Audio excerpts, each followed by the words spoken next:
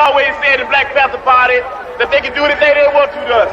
We might not be back. I might be in jail. I might be anywhere. But when I leave, you can remember I said with the last words on my lips that I am a revolutionary. These are the voices of New Africa.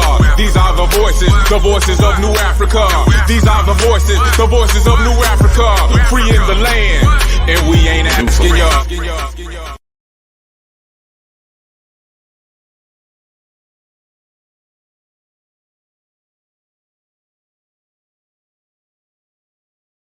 My volume is down. Well, there we go. Welcome to another episode of the Voices of New Afrika, the show where we educate the uneducated and we re-educate the miseducated. I am your host, Brother Prophecy, aka Yera Almighty, and I'm not by myself. I got my comrades with me. I got my elder grandmaster teacher for Dali. Also got my comrade Kakayi, our soldiers, and we are here doing our thing. We had a very good discussion earlier on our radio broadcast. We was talking about a number of different things, but before we jump into that, I want to just see how everybody doing today. How y'all doing, comrades? Kakayi, how you doing, brother?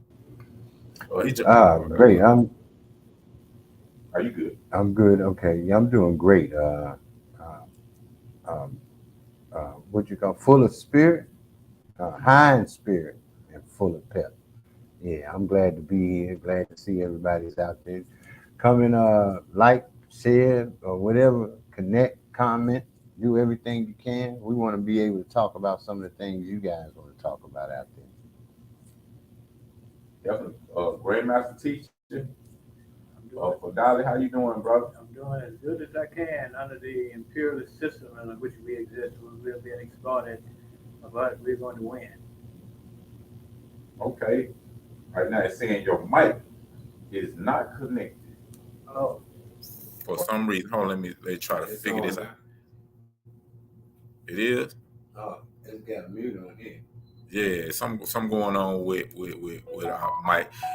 We always having some kind of technical difficulties up in here, but it's all to the good. We're gonna have a great show. If you out there listening, watching us on Facebook, make sure y'all hit the like button, subscribe. There you go, and drop a comment, man. Drop a comment.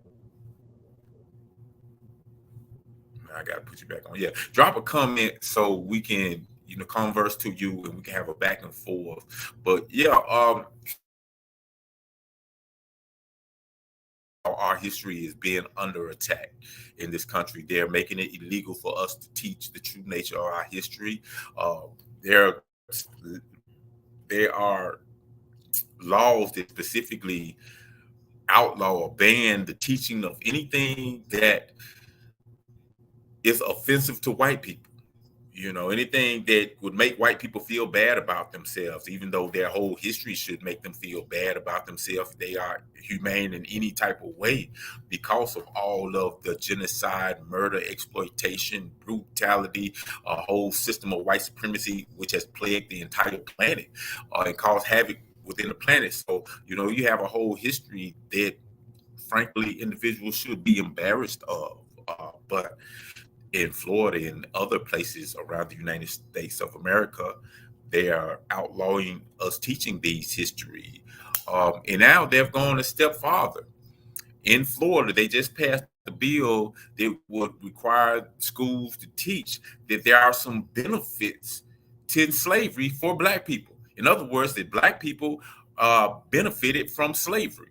So it outlawed you teaching the harmful ways in which this system has devastated Black people in the Black community and really people of color all over the diaspora, indigenous people in other countries, everywhere. It bans the teaching of that, but yet now it wants to teach that there were beneficial aspects of the enslavement of African people. And this is just, to me, this is like father proof, father justification for us getting out of this system and creating something our own that actually benefits us. Because we always talk about how historically the institutions that have been put up for us have been used to attack us and exploit us.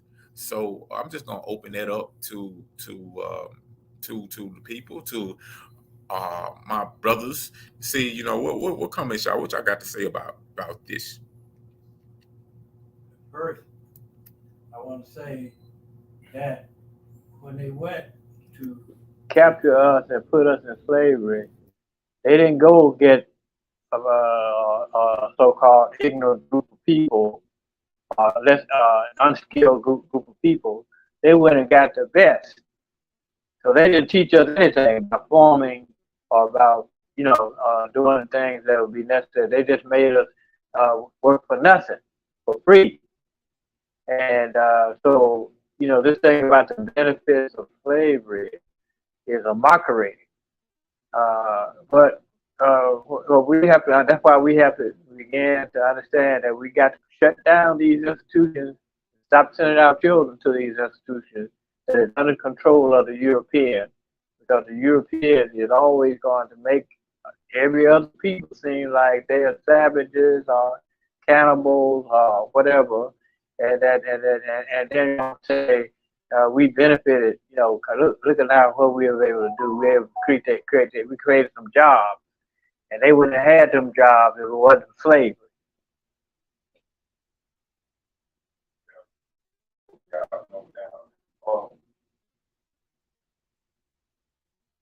Yeah, Kai, I need you to kind of drop your perspective on this spot, especially while I try to share this show.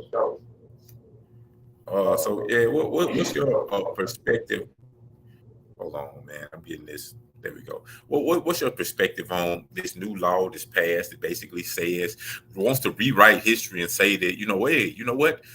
Black people, not only did this system, that we don't want you teaching about all of the negative things that we've done to your people.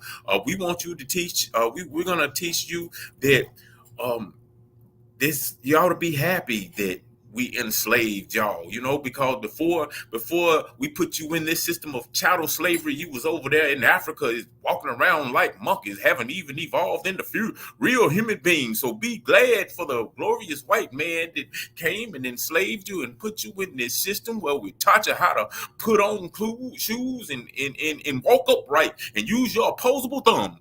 Thank God for the white man. But what do you think about this law is now trying to teach that there was a benefit for black people in this system of chattel slavery? I'm gonna open up to you. Unmute your mic too. Oh, okay. Yeah. Okay. Yeah. So, personally, when I look at things, I try to correlate it with today's reality. It's unfortunate that when we when we deal with the oppressor, um, unfortunately for us as a people, we have to have a good understanding of our history in order to be able to analyze certain things. One of the most important spoils of war for any conqueror is the minds of the children, is the education of the children. And as we know that they control this educational system, the institutions which belong within this educational system, they obviously are in control of what is going to be done, what's going to be said, what's going to be taught. We can be on the sidelines protesting and marching, but at the end of the day, it's theirs, and they decide what they want to do with it. Just like if we had our own, we would make sure that we decide what we do with the education of our children. So this is just another example of how they're trying to normalize their perspective, not a new African perspective, but a European perspective of how slavery should be thought about and looked at. Unfortunately, for us as a people, we're losing our children day in and day out with the education that's being taught by our oppressors to our children. It's time for us to understand that we're going to have to do everything in our power to counteract that education that they'll be getting throughout the course of the day. And we have a tall task in front of us because many of our people are on the lower end of the economic scale. And so we find ourselves in family structures where if there are two parents, both parents are working all day. If we find ourselves in a single parent situation, our single parent has to work all day. This is unfortunately what unfolds, what is becoming commonplace in our households, where we have to turn our children over to the enemy for education throughout the day while we work to be able to feed, clothe, and shelter our children. So at the end of the day, we must realize that we have to take back that control. We have to be an instrumental part in educating our children, because otherwise, these are the things that's going to be fed to our children, the benefits that are acquired from slavery. We would never teach our child that in an educational system that was controlled by us, governed by us, in our own independent sovereign nation. But this is what we have to deal with when we are an oppressed, exploited, subjugated people in the system of someone else's. I think that that's very important, and I think that it's not. Okay. Yeah, I think it's very important that we begin to understand that we have to have control of our institution. And even if we talk about looking at the history of education, of how the Europeans have treated Africans, I'll use South Africa as an example. When the youth of South Africa, rebelled, prior to Nelson Mandela being so-called freed, the schools were closed down because the African youth refused to be taught the Dutch language called Afrikaner, as if Afrikaner was South Africa was a nation of white people who controlled, and so therefore those institutions got shut down because our youth and the movement under Biko, Stephen Biko, who was assassinated, by the police in South Africa, moved to, say we're not going to cooperate with the enemy, and so the children basically came out, and which led to the semi-independence of South Africa.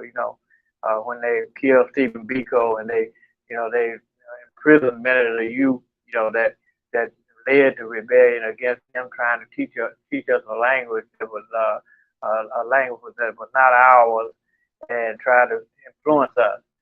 And the same thing here. We have to begin to educate our youth to have a situation where we pull our youth out of these schools, out of these systems that are refusing to deal with the truth of whatever of our existence are in this country right here.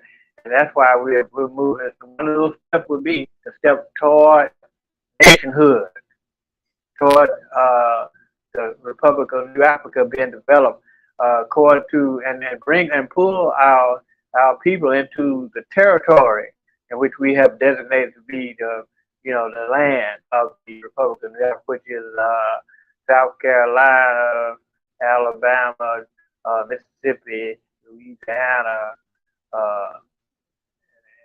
so Georgia. So we have to begin to look at all these things, because if we become reactionary, then we'll talk about we're trying to improve these systems, under which we're the majority in most instances. No, we don't want to improve an oppressive system. We want to eliminate an oppressive system. And we want to bring our people into understanding that we are going to be the ones that are going to determine the destiny of our children and what our children should know and what we should know as a people. And we're not going to, and we don't need, what's her name, Tamara Rice, what's her name, so-called Vice President of the United States, Kamala Harris. I'm thinking about Condoleezza Rice. But anyway, and so these people who want to make a big issue out of something, because the bigger issue is we do not have our freedom, we do not have our liberation, we do not have control over any institution that we use, and we created these institutions. We created in the South the so-called educational system under Reconstruction, during the Reconstruction era. But even in that era, our people were still in prison. They were still put in jail. They were still not allowed to be, become educated on their own level, their own scale. And the Europeans, took over those systems that were created by the Africans who had become out of the chattel slavery system and became tokens of the Republican Party, which eventually betrayed them and allowed them to be assassinated, allowed them to be put back in prison, and then African men became more imprisoned under Reconstruction and Jim Crow than they were under slavery, under chattel slavery. Matter of fact, chattel slavery continued in the prison system. That's why they was able to keep out thousands and thousands and millions of our black men and women in prison all the way through the so-called Jim Crow era, all the way up to the so-called civil rights era. And that's why we're saying human rights, because we're doing our thing for the world. And the example that we're going to teach is going to be for the world, for the Africans throughout the world and the other oppressed people out throughout the world, that we're not going to take this any longer.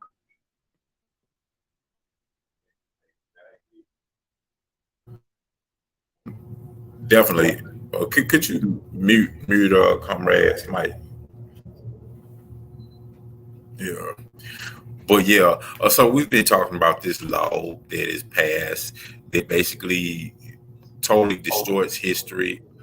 It teaches, in Florida, teaches that slavery had a beneficial effect on for black people, but it does not teach the way slavery actually did, the actual benefits of slavery, which were not to black people, but to the white power structure of the white nation, America, as a whole, because slave labor really built this country. Slave labor is responsible for this country being wealthy and powerful as it is today. Is the reason why America became the superpower that it is today. But it does not mention anything like this in this curriculum down in Florida. But it wants to say that, some kind of way, this terrible institution which robbed us of our culture, our language, our land, belief system, identity, nationality, robbed us of all of these things, and has produced a severe amount of trauma, a severe amount of self-hatred within our community, within ourselves as individuals, that you see manifested every day throughout our communities. That has so many devastating consequences to our people. But like in Florida, they're banning the teaching of all of these negative consequences that has come from this brutal system. Instead, they are insisting that we learn that this system was somehow good for us, somehow gave us some benefit. And that's just outrageous, and it just Father verifies and shows us that we should definitely be working toward creating as many being as independent as possible within this system, because the system benefits from our exploitation. It benefits from the exploitation of our people, and that helps perpetuate this system. So as long as this system exists, the only type of reform, and as you said, we're not trying to make these systems better. We're trying to get rid of them, because in many cases, when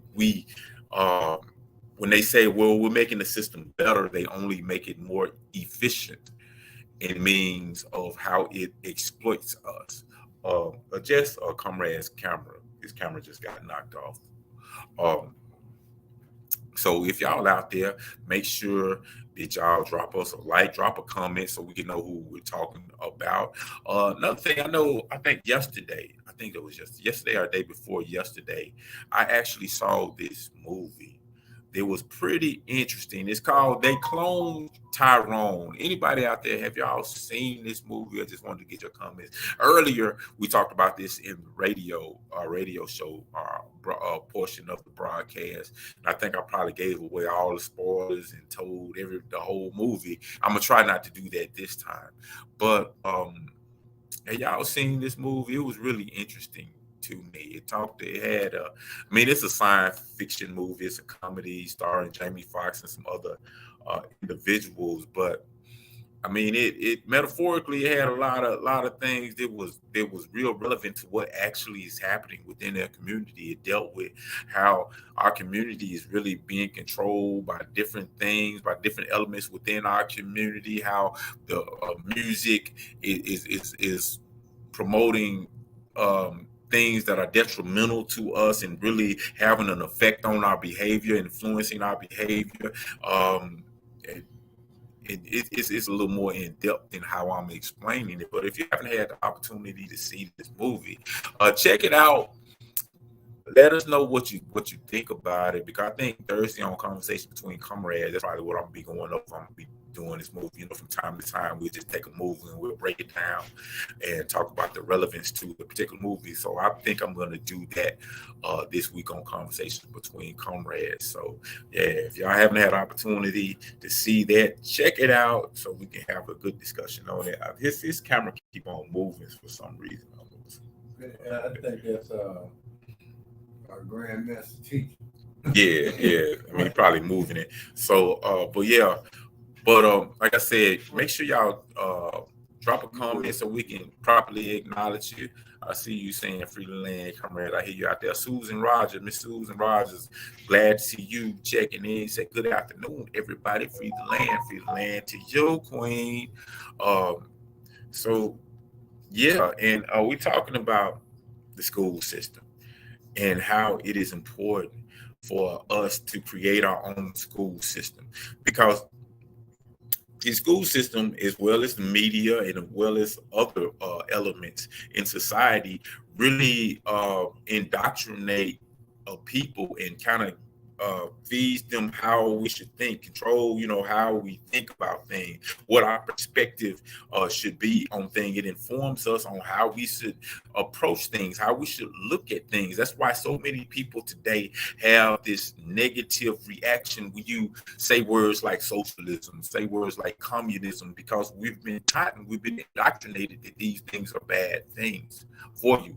And we say capitalism, you think of freedom and all type of other things. Well, I know a lot of our audience doesn't think that way, but in a broader society, this is how you think, because this is what the institutions within this system have taught us. So if we're going to produce the type of citizens to our nation that is going to have the mindset set that's going to allow us to behave in a way that is beneficial to us collectively as a whole, then we have to create the type of institutions that are going to produce the type of thinking and the type of mindsets that is going to get out and build for ourselves and do for ourselves and teach the proper version of history, history where that is not taught by the exploiter, a history that is not taught by the criminal. See, when the criminal teaches the history, then the victim's always going to be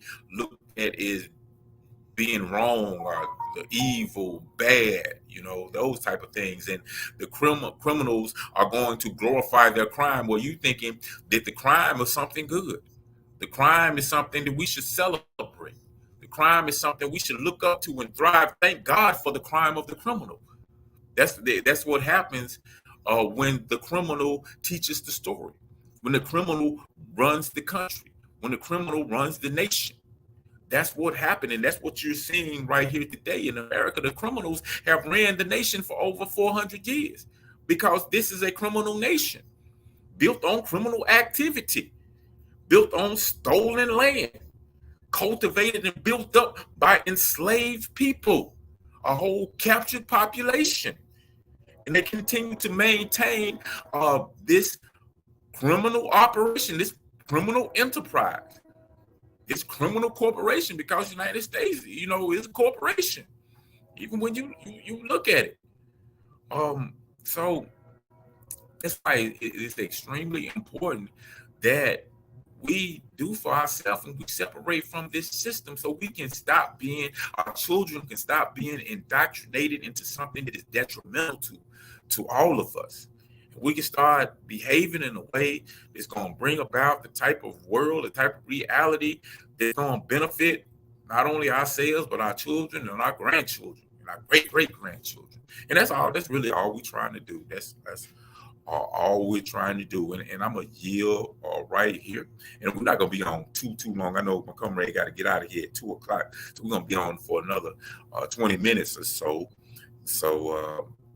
But yeah, man, we have to do for self. And it's another story that I wanted to talk about real quick because I think down in Texas, they actually passed a law saying that they're trying to pass a law that would ban funding, cut off the funding to any state that supported any form of reparations for Black people.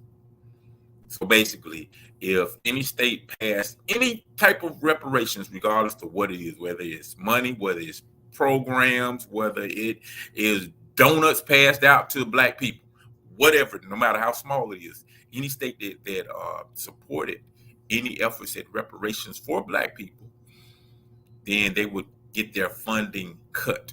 Now, this reparations that they're against, it's not just reparations, period. It's just only reparations for Black people for being enslaved. That's it. So reparations for any other group of people, for whatever that might be, you still can get it. They still can get it. It's not going to mess with, what happened with the Japanese people or anything but it's just exclusively for Black people. This was done in Texas. Anybody got any comments on this particular story?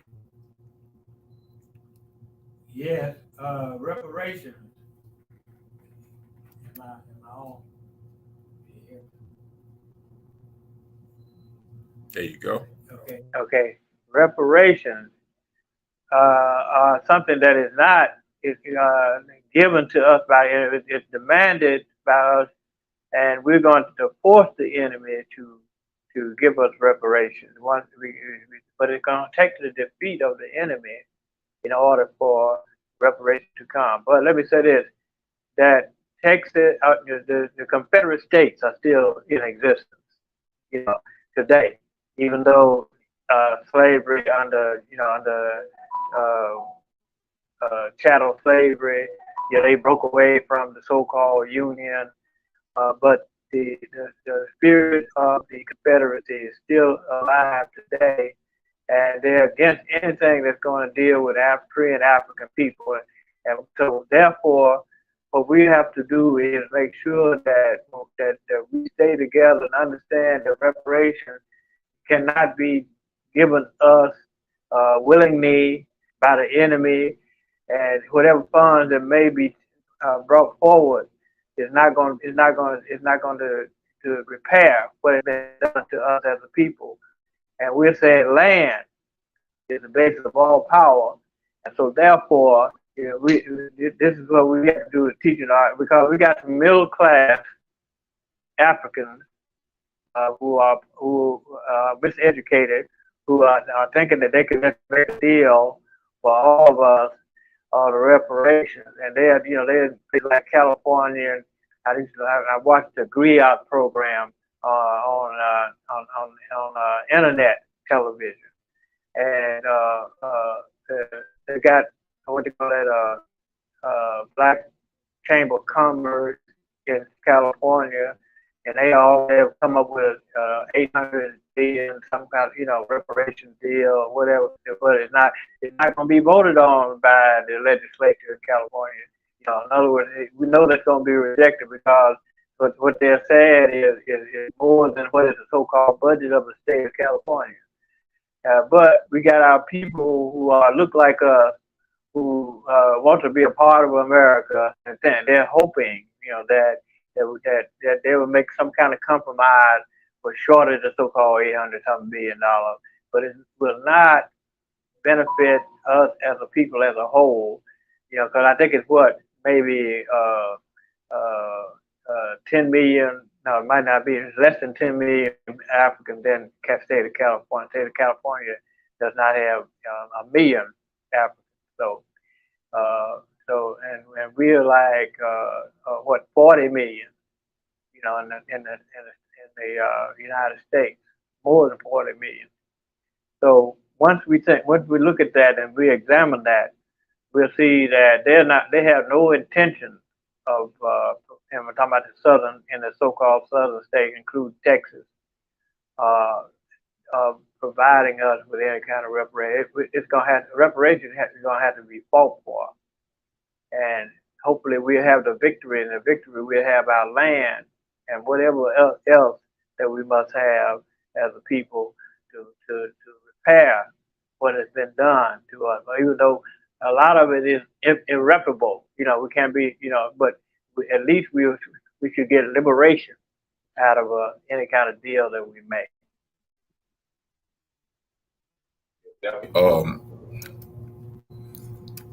Very important points that you made right there. All right, there you go. So, I mean, what you just explained is like that's a realistic look at reparations, because the conversation will intensify. It's going to get louder and louder and louder, and it's kind of interesting. I'm interested to see what the national response to it will be, because for the last 8 years, the national response is basically just to ignore it, dismiss it, be real dismissive of it, because when all of like Biden, Obama, and I don't even know if Trump even addressed it. But when they was asked about the subject of reparations, they just basically said, no, hell no, we ain't doing that. That's not what it is.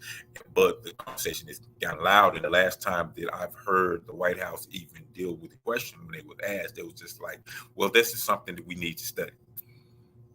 So it's kind of interesting to see what the national response will be, because we understand that reparations is something that this system definitely does not want to do, period. They want to stay as far away from this subject as possible. And if they do embrace it, it's only to put a pacifier on it, or give some type of Band-Aid so we can shut up. That's why we have to be careful with it. But to actually gain the type of reparations is going to be meaningful for our people, that's something that we ultimately will have to fight for. So we understand that, like real reparations, they're not going to give it to us. That's going to be in a form that's going to be actually really beneficial to us, that can really start to address the problems that we're dealing with. But I say that to say this, that still doesn't mean that we don't put pressure on them. Since we know that, they're not going to do right, then we got to make the devil show their horns. We still make that demand. We still put that pressure on them. Make them go on record as saying, hell no, we ain't doing it. Don't just sit back and not press for it. That's just a part of the strategy to show that the masses that, hey, our remedies have been exhausted. Push the masses to that point where we understand that, oh, hey, we don't did everything that we possibly can do. So we have to put things in our own hands and do for self, and the reparations we get is something we're going to have to fight for. So, it's just a realistic look to reparations, because reparations cannot simply be a check. It can't be simply check, because that will not deal with the problem. There's a whole lot of things that we have to gain in order to start to address our problem. not to, not saying that this is going to be a solution to a problem, but we have to be able to start to address our problem, and we can't do that if we are still connected to the source of the problem. You can't heal yourself from a trauma if you're still being if you're still being traumatized, if you're still tied to the things that are traumatizing you. So we have to get away from that. And if reparation is going to be real, then that's one of the first things that we have to address in a concrete way. So that's why I say it's going to be interesting to me to see just how they deal with that question of reparations. Not because I'm looking for them as the solution within them, but that just kind of tells me how this question has intensified. What stage of development that we are in, because ultimately we're trying to reach that stage of development where the masses realize that we cannot uh, gain true freedom, true liberation, as long as we are under the hegemony, authority, and power of a system that has benefited from our exploitation. So, when I look at the White House on these type of questions, it's not because I'm trying to look for reform or look for a solution from within them. I'm trying to look at what stage of development we are in. Because things develop from the simple to the complex, and then this struggle for independence is also going to be developing in stages. So when I look at the government and look at what their response is, I'm just like, okay, what stage are we in? What stage are they in? But I'm gonna yield on this. I see the Queen, Melly Queen, checking in. Good to hear from you. I was not home in time for your show, so I didn't catch it. I don't know if it aired or not. But did your show air? How was it? Who was on it? I'm gonna have to make an effort to make sure I get home in time to catch your show. But yeah, good to hear from you, Melly Queen. But yeah, tell us, what happened with your show. But we're gonna be out of here in about 10 minutes, because we got to get out of here by 2 o'clock today. We got things we got to do. Anything else y'all want to say before we get out of here? Yeah, I just want to make a comment on this last one. Unmute you. Segment. Unmute yourself, comrade. Yeah, on this, the whole thing about reparations has to be looked at from a New African perspective. First, we've dealt with these folks on a number of occasions, thinking that them being involved would somehow propel us into effectively executing a solution or executing a plan that will fix the problem. So we have to watch them every time we come up with something and we think that they are being a part of the solution.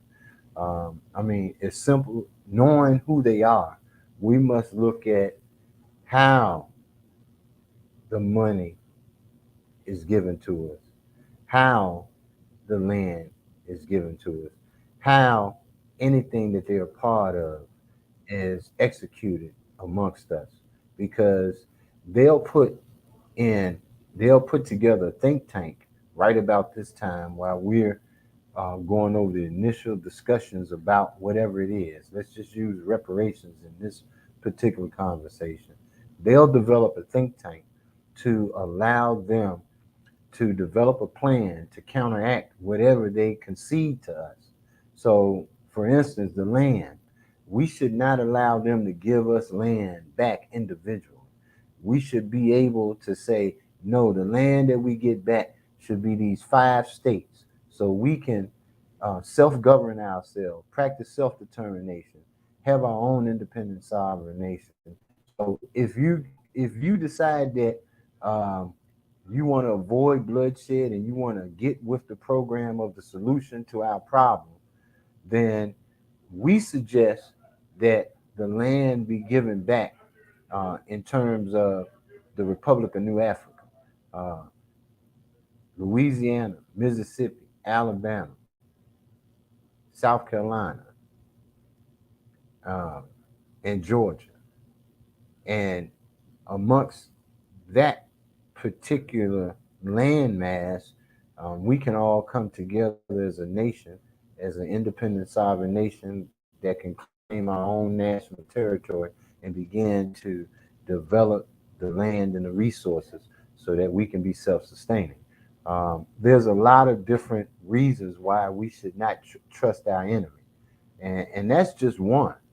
Um, I can see a number of examples in past history where they claim that they're going to institute or implement certain things that go along with the suggestions and ideas that we said they needed to change, only to find out later that they did all of that in an effort to uh, do for themselves. The Homestead Act back in 1866, 1862, when they just 1860, that's when right, under Abraham Lincoln, right, exactly, assassinated. exactly, Okay, but it wasn't implemented until like the 1870s. right, the 1870s or something like that. But in the event, in any event, the word out at that time was that the Homestead Act enabled slaves uh, um, to be able to have ownership of land. Former slave. Well, I'm just saying, however you want to get into semantics, Grandmaster Teacher, I'm talking about us, but I'm semantics. I'm talking about us being the principal conversation about that. We got discriminated against. We didn't even get an opportunity to benefit from the Homestead Act like white families did. And these are the things we need to be cautious of whenever we get into any negotiations with our enemy. We cannot believe in any iota that they are worthy of us to trust. They're not trustworthy. They're not the ones that we're going to ultimately that they're going to ultimately make sure that everything comes to fruition in any deal that we have. They have intentions. They have countermeasures that they put in place. And I just want our people to know that when it comes to terms of reparations, it should be a collective decision between us on what we decide that we're going to do next, and not to allow the white people to put in suggestions that we should be participating in their system after they give us reparations, because that's not going to work out. Can I say something? Well, we can't leave reparations to them. We have to. It has to be an internationally supervised, thing. In other words, the rest of the world are going to be convinced that we're going, that the reparations, that we're going to get. In other words, when we pull ourselves together and we talk about reparations, it has to be something that's international and internationally supervised, because if we depend, as my brother said, on them to come up with some kind of scheme of reparation, we know it's not going to be successful. We know it's not for our benefit. We know that it's not, and so until we come together as a people up under the nation state, the nation under nationhood, we will never get the reparations that we deserve. It would only be, and we're going to pull in all our allies internationally to supervise, whatever we're going to receive as a result of reparation movement. And I think that's important that we, look at it from that thing, because, we're still people talking about they're giving us. No, they're not giving us anything. When it comes down to it, they're repaying, whatever we can get as a result of all the mistreatment that we still continually receive even today. you know. So all that has to be added into, you know, into the reparations treatment, whatever we're going to get for reparations. And I was just saying, I wasn't disagreeing with the brother on the Homestead Act and all that. The Homestead Act was for white settlers. It was not. There was no promise that Africans did try to take advantage of the Homestead Act, and they did move in places like Kansas and Oklahoma, and you know, and created towns and you know, and cities and stuff like that. You know, in the so-called West, you know, west of the Mississippi. You know, so that's where the Homestead Act was supposed to give, you know, and allow the white settlers to go and take over the rest of the Indian land that you know that had not been reserved for the reservation for the Indians. You know. So it was for white settlers. It was not for us.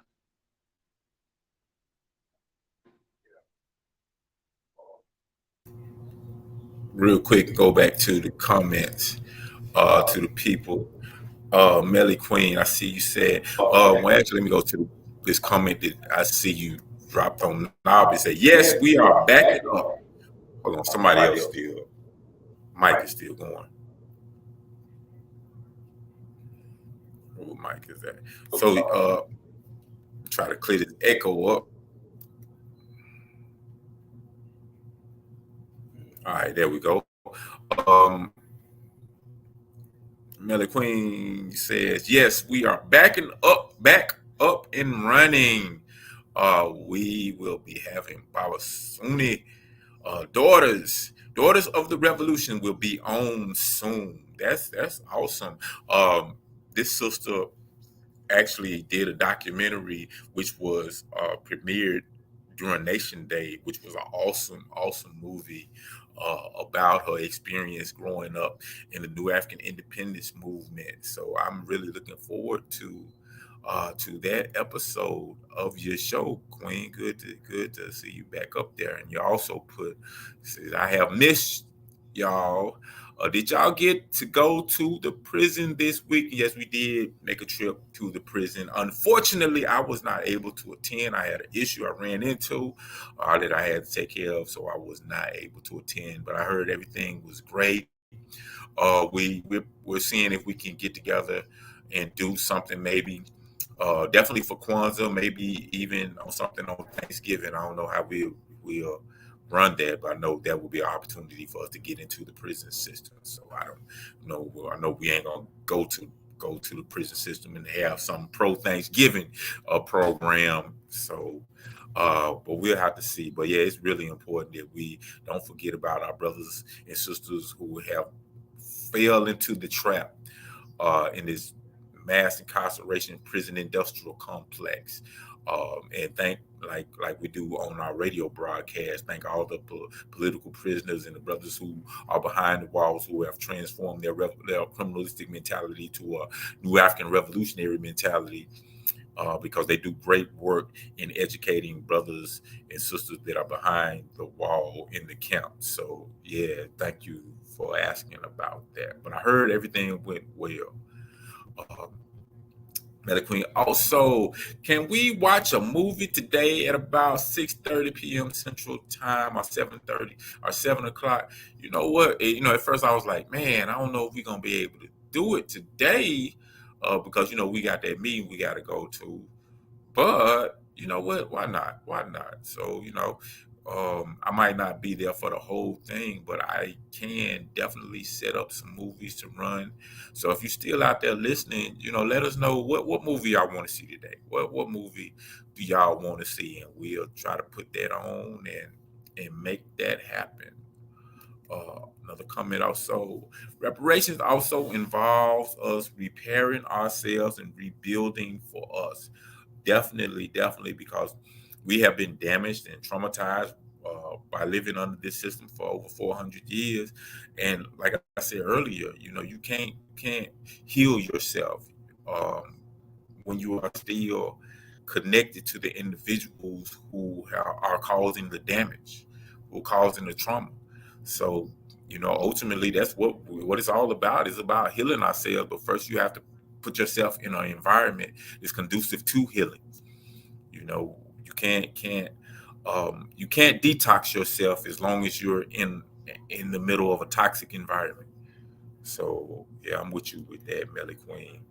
And also, they're not gonna give us a damn thing. Show you right.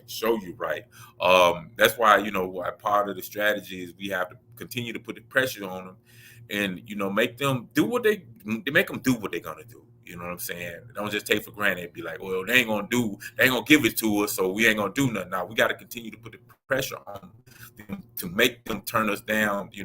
Make it as obvious and as clear as possible. And there's definitely a path to do that because the door is wide open. Everybody knows that, hey, it's been systemic in 2023. There's still systemic racism going on within the United States. After all these years, we're still dealing with this problem. And now that we've had all the George Floyds, the Eric Gardners, the Tamir Rices, all of these things that are in the public eye, and this has been exposed, and this is part of the general consciousness of the people. Then we have to continue to put that pressure on it to force them to say, okay, look, nah, we just ain't gonna do it. Force them to say, screw y'all. So our people will see the devil for what it really is. We make the devil show their horns, so we can understand clearly, collectively, that we got to get out of this thing, period. That's why I said it's either gonna be bloodshed or they're gonna bow down and give us everything that they're controlling right now. And your mic not on, right? They heard me. You said it loud enough. All right. Let me see. I know that I want to see Claudine. Have I ever seen that movie? You seen that movie, Claudine? Come right. Anybody seen that movie, Claudine? Yeah, I seen it about a sister that raises some children. I can't remember. It was so long ago. They want to see Claudine. Okay, well, I can look that up, see what that's about. Cause I don't even know if I ever seen that movie. And if it did, I know it was something so long ago that I don't, That was about a woman that raising children, single mother raising children. Okay. All right. That's a long time ago. Yeah. Long time ago. Yeah, I know. And he said, "All dead presidents." Now, I definitely saw that movie, Dead President. Yeah, that brother who was went to Vietnam to fight for his country and came back and couldn't get a job, screwed up in their head and everything. Government didn't.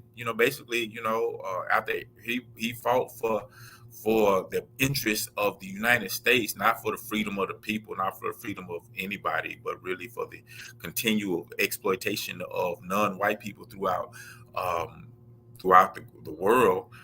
He came back after risking his lives, killing people for this government, and they basically treated them like crap. So yeah, I remember Dead Prez.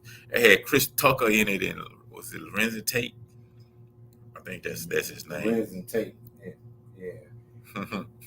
and the other brother. He said Claudine had James Earl Jones in it, that dude with the deep voice. This is James Diane Earl. Carroll. Diane Carroll was on it too. Okay, so yeah, we could see, we could see whatever, I know Lawrence Hilton Jacob from Welcome Back Carter. Okay, yeah, I know T-Boy always wanted to see what's that, Battle for Algeria? Yeah. Algeria, yeah. So yeah, we'll put on a movie today. Well, I'll probably set up a whole bunch of movies and they would just be playing them all night, because I know I'm not gonna be able to stay and monitor it the whole time because I got some things I have to do later on. But yeah, it's after 2:00 now, so it's some things we got to get ready and take care of. We appreciate everybody joining us in. Before we get out of here, comrades, y'all got any final parting words y'all want to say to the people? Hey, I'm mute, comrades.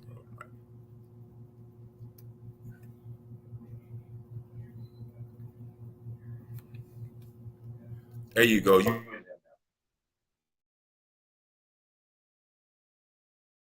work study is something that we must all begin to look at. We need to pull together for our political education, so we'll be on par with any kind of deal we have to make. That we'll know that it would be the correct and correct deal, and we will not betray our ancestors in our quest for land, for nationhood, and so that we'll be able to do those things that will be beneficial to us as a people, and we're not looking at to favor the enemy in any kind of way, because what what is going to happen for us is going to be a result of our struggle and our movement. Definitely. Anything you want to add to that? Yeah, well, it's obvious that what we want.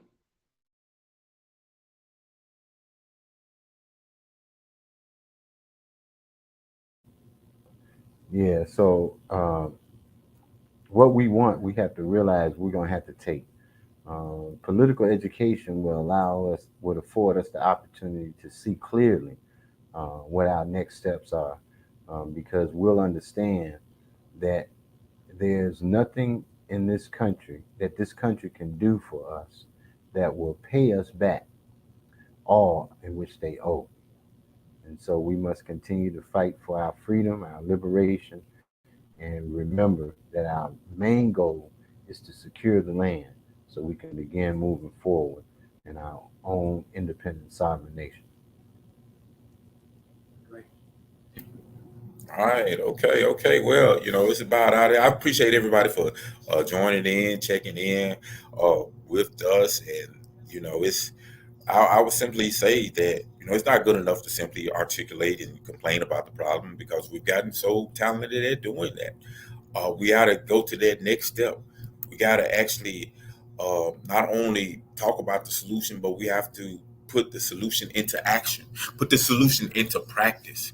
We have to don't just talk about the need to control our own communities. Let's create the institutions. Let's support the individuals who are already out there creating institutions. Let's create those who have their own schools, those individuals who have their own community gardens, saying, yo, we're going to grow some food for the people. Let's continue to make more and make an effort so we can start producing food for the people.